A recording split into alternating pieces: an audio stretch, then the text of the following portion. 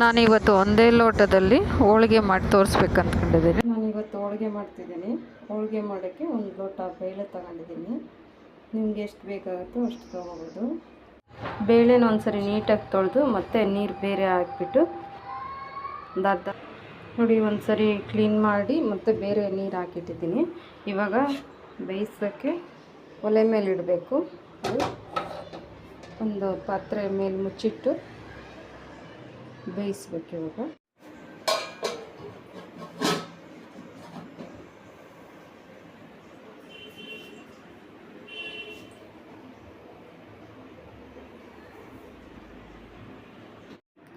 ಒಂದು ಲೋಟ ಬೇಳೆ ತೊಗೊಂಡಿದ್ದೆ ಒಬ್ಬಟ್ಟು ಮಾಡೋಕ್ಕೆ.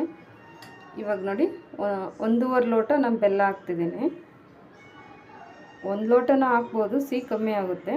ಸಿಹಿ ತಿನ್ನೋರು ಜಾಸ್ತಿ, ನಮಗೆ ಸಿಹಿ ಇಷ್ಟಪ್ಪ ಅಂದರೆ 1.5ರಿಂದ 2 ಲೋಟ ಬೆಲ್ಲ ಹಾಕ್ಬೋದು.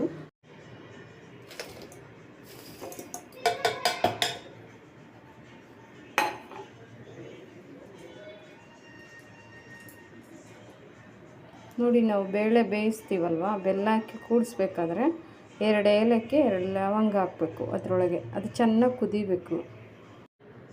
ನೋಡಿ ಬೇಳೆ ಈ ರೀತಿ ರೆಡಿಯಾಗಿರಬೇಕು ಹೂರಣಕ್ಕೆ.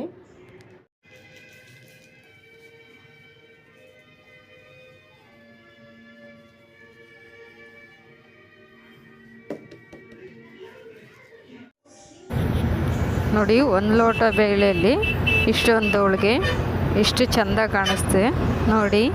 ಈ ರೀತಿ ಮಾಡಿ ನೀವು ಟ್ರೈ ಮಾಡಿ.